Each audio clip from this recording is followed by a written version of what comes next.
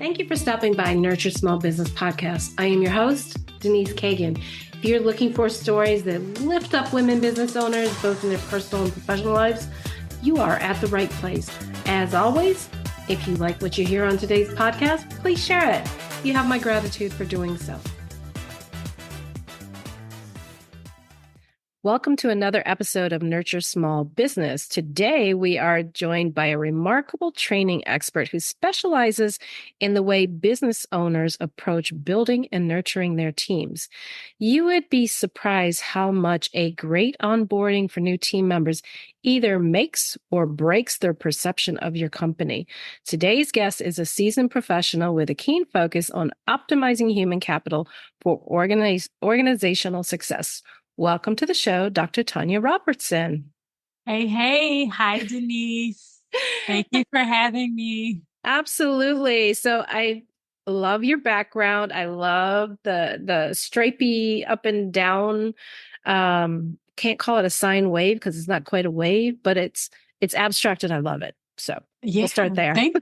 Thank you so much. Everyone, it's interesting what people see when they look at this. So someone says that it looks like an arrow, a chart. I've gotten someone said a mountain landscape. So it's always interesting to hear. So thank you for sharing.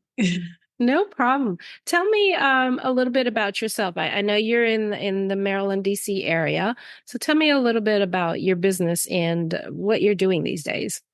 Yes. So, primarily in a nutshell, my team and we fix inefficient onboarding programs for small business owners with fewer than 25 employees. And so, recently we are still making a shift. We're niching to private practices. So that's where, we found our love and it's exciting times. So when you say private practices, are these medical practices? Yes, medical practices. Yes, those in the healthcare space. We're also doing some work for mental health providers that have private practices as well. So, okay. Healthcare related. Yes. All right. So when you say fixing onboarding problems, I know my company has worked extensively on our onboarding. Tell me a little bit about some of the problems that you see in the onboarding process.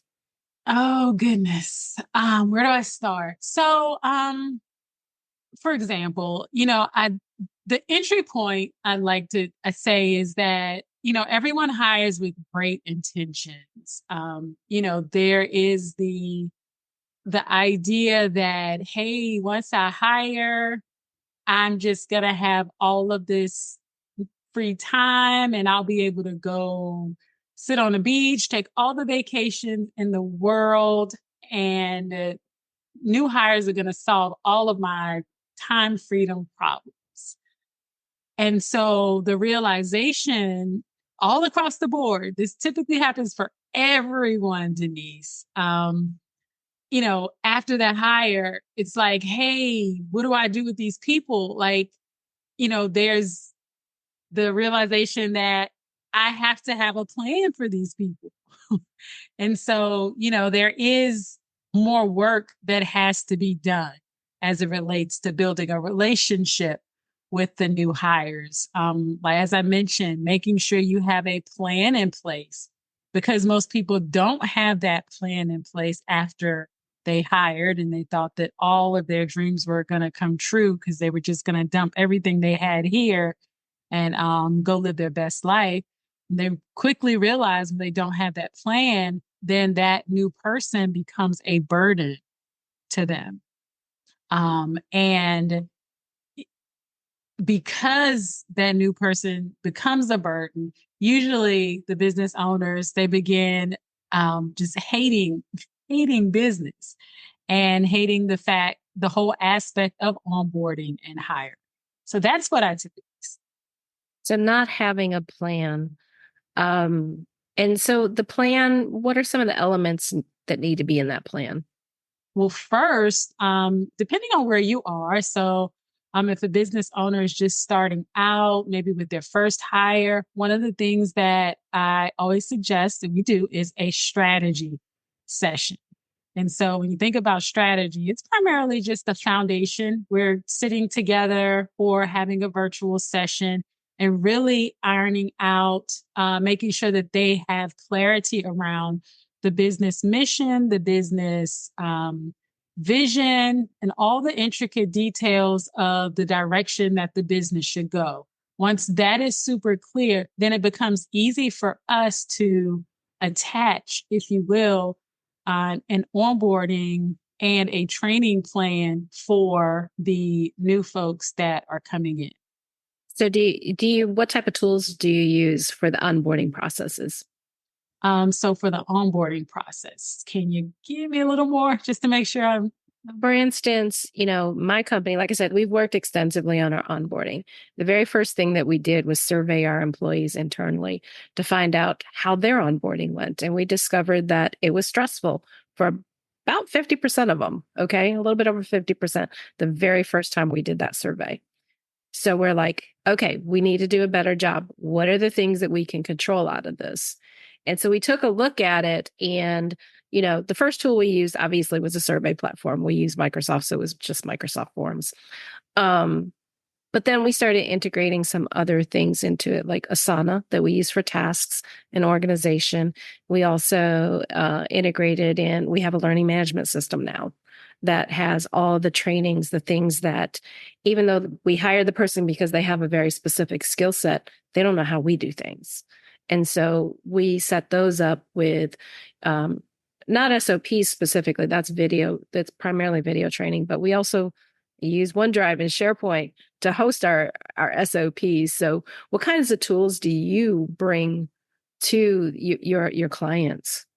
Yeah, well, I must say, Denise, that you are way ahead of the rest. Like I typically don't get clients, hence your business, virtual business support. But typically business owners are not as thorough and is not as prepared as you are. So similar to you. It didn't happen overnight, first of all. We utilize surveys and we use Google Forms for that. And then everything else is primarily just custom to the business needs. So with the understanding that the businesses that we engage with, they come with different budgets. So if they have an Asana or a Trello, we'll incorporate that. And any other, we try to use the tools that they have first. So, it's very much custom per the organization. Okay, so I like to hear that. So you're going to go in and work with, I'm sure there's some specifications that you need to meet what you need to do, but you're going to work with the organization with what they have.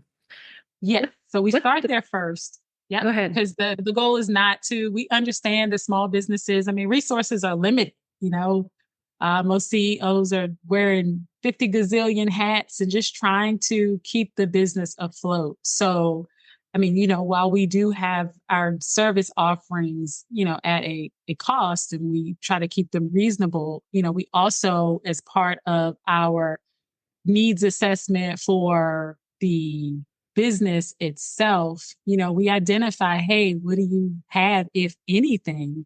What tools are you currently using, and how can we optimize what you currently have to get you to the next level? Because, what we understand as well, when we start introducing new tools, then in addition to that, there's another layer of training that has to take place to make sure that everyone in the organization understands how to use it. And, Denise, how it goes with change. Not everyone likes to change. So, it's really opening a whole nother can of worms. So if we're able to, by all means, we just kind of stick with what the organization has, unless, in our workflow analysis, we find that, hey, there is definitely a more efficient way that you can do this task with another software that's going to save you time and money. How long does it take to implement a system like this? Well, It depends. And so again, it depends on, I'll go back to where the business is. Again, if it's just a startup, someone just hiring their first employee, if they're in the, I'd say early startup stage, or there are the more mature businesses that come to us that are established and, they've been doing it. They've been flying by the seat of their pants for a while, and growth is happening. And they know at this point, especially the CEOs, it's like, hey, I cannot do this anymore by myself. Like, I can't train Bob and Sue and Angie. It's too much. And so they've outgrown that. And they need someone like myself to come in and create a rinse and repeat system for them. So because we have to do an audit, that takes a little longer because they already have existing material that we need to check for its effectiveness. They have usually more team members that we have to survey. So it's a little more complex with them. But typically, in about a 6-month time frame from our very first touch point, we'll have them on their way. Okay. Do you ever go back and retrain the existing team members or have them take the materials that you create?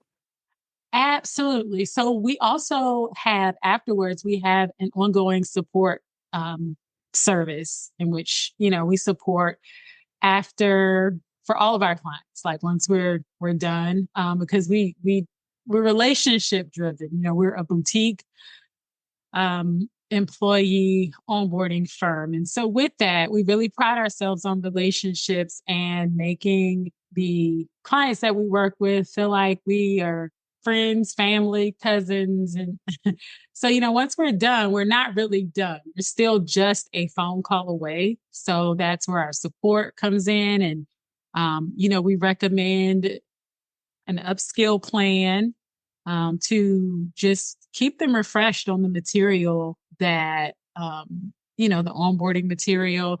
And also, depending on the organization, there are times when we've suggested that, hey, let's do a re-onboarding for existing employees that have been, been here.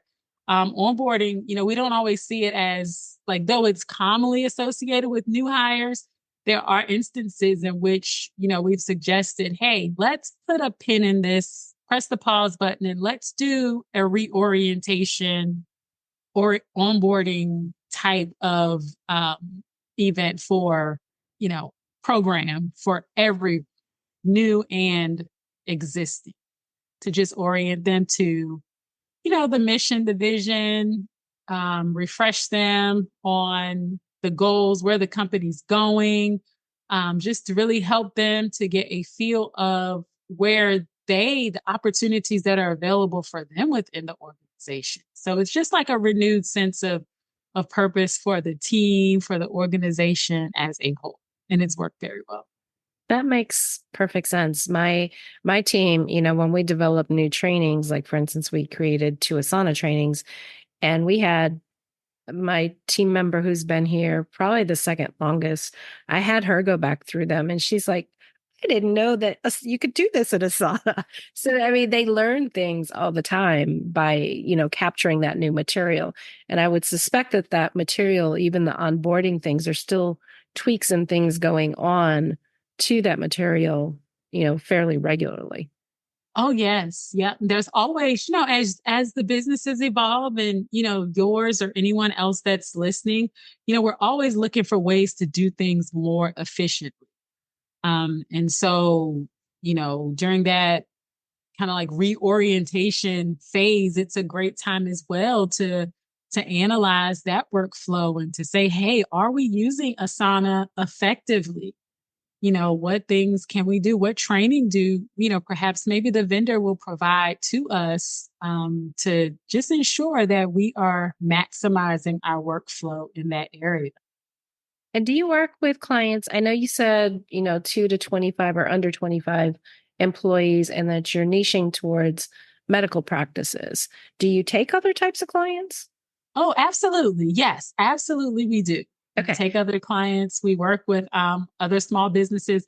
We've spanned across many, many industries, travel, accounting. Yeah, so we have experience across a wide range of industries. It's just that our forward facing marketing will be that, as we transition in the future. But yes, currently we still have existing clients that are not, private practices or in the healthcare space. And, they're going to be forever family. We definitely welcome all businesses as well. And what kind of budget should a business owner plan for and on for your services to get their onboarding straightened out? Because it really does make a difference with team members. When we discovered that stress level was so high, our consecutive ones, this last one was, I think, less than 20%. Stress level is what was expressed by the team members. So we clearly the changes that we've made have made a difference. So, and this has been over a course of like 2.5 or 3 years for the onboarding, and we survey like every 6 months. So, what kinds of changes are your clients noting? Oh, just for one, so there is a lot of talk from my clients and appreciation. Um, I'll say time freedom, but that's not exactly the word I want to use. So I'll say time freedom, but it means something else. So it's kind of like the alleviation of some of the flying by the seat of my pants, doing this on my own. So what happens now is when they have new hires that come in the door, there's a heightened level of confidence that they have because they now know that, hey, I have a program that a rinse and repeat program that everybody has to go through. So it's kind of like a wide funnel that all employees have to go through initially. The business owner does not have to do that completely themselves. Now, it's not 100% like hands off, but it's, I'd say, at least 80%. And then from there, they're funneled into their role specific training. So it's kind of like everyone goes off onto their own path. And so the confidence is a heightened level of confidence because that business owner is reassured that, hey, I have an effective, efficient program that everyone is going to go through. They're going to get that same information. After that, then they go into their role specific programs. And so what happens, we're constantly with their programs, we're constantly in a phase of analysis, analyzing and tweaking. I know probably going a little to the left with this, but the great thing about that, Denise, is that the feedback that we get, or I should say, the questions that are being asked from those new hires as they go through like the wide funnel or into their role specific training, those are questions we listen intently for because we build that in. If there are questions, that's something we did not cover. So we add and we add it. So it's really, the confidence, that time alleviation or task alleviation, that's it. From being so involved in the onboarding process, and helping them to structure it so that there's someone else, an employee or someone else on the team that's been there for quite some time, or just several months, I'd say, that has more knowledge than the newer person coming in that can assist with the onboarding process. So again, that CEO is not tied to the desk, if you will. Absolutely. Do you also gather feedback on the helpfulness and how the onboarding program has benefited from the employee perspective? Yes. Yep. Absolutely. So from the employees, we do surveys after that as well, ongoing surveys as a part of our support program, just to see. And what we call those is like stay interviews. Not sure if you've heard of that term before. It's common in the HR space. But like, just kind of like a stay interview, talking to them. And I think I heard you mention that you all do feedback every 6 months, but just very informal. time to chat and to gather feedback and just to, see how everything's really going. And those ideally are not typically for us like a survey. We do them, or sometimes the CEO or employer will say, hey, no, I'll take care of that. Typically, we get richer feedback when, we come in and do it because, we're like that neutral Like a third listening party. session. Mm-hmm. Yep. Yep. And so, we're able to have them remain anonymous if they'd like, but they just, feel comfortable knowing that someone else can kind of convey the message. Kind of like, if there's a third party between the child and the parent, like, can you tell my mom this? Can you help her to understand? Right, right. So I started asking you about a budget and I went totally in a different direction. How much should business owners plan for, implementing a system like this? Yep. So it depends again, but I will say that we have the strategy session. So we have a strategy session, audit, and then we have done for you services. So on the lower tier of the price is the strategy session, right? So the strategy sessions, they're under $1,000. And, with the services of sitting with you for a 90-minute session and just going over the ins and outs of your business, you'll leave equipped with the plan and all that good stuff. So, outside of just the strategy session.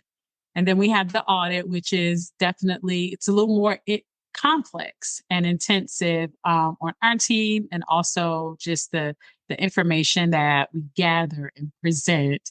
And so with the audit, that's under $3,000 for the audit. And then we have the completely done for you service, in which that is completely hands off. We come in and we do everything. And so, that is our white glove service. And so with that, we break that over a period of months, and that starts around $25K. But that is on a monthly payment plan affordable payment plan over a span of, be from 6 to 12 months. Like we're flexible in how we break that up and provide the support to the organization. But that is, as I mentioned, completely done for you. Absolutely. So, Tanya, how can our listeners find you after the show? After the show, find me on LinkedIn. Focused, FOCUSED. Don't forget the ED. Training Solutions. Just locate me on LinkedIn. I try to do weekly trainings there. Sometimes it's once a month, twice a month, or, like I said, my goal is weekly, but you will find a lot of value there with the weekly trainings that I share, the content I post. So find me on LinkedIn. Perfect. And we'll make sure that that's in the show notes. So it'll make it easy for people to find you. Absolutely. I really appreciate you being here today. The service you offer is so valuable. I know how important a good onboarding is. Absolutely. Thank you so much, Denise, for having me. I appreciate you. Thank you for joining me for today's podcast, where I focus on women in business and how we can be allies to one another. Please rate us on the podcast app that you listen to the most, and send me any ideas you have for podcast topics or any other feedback. I love to hear from my listeners. You can reach me at Denise@dcavirtual.com.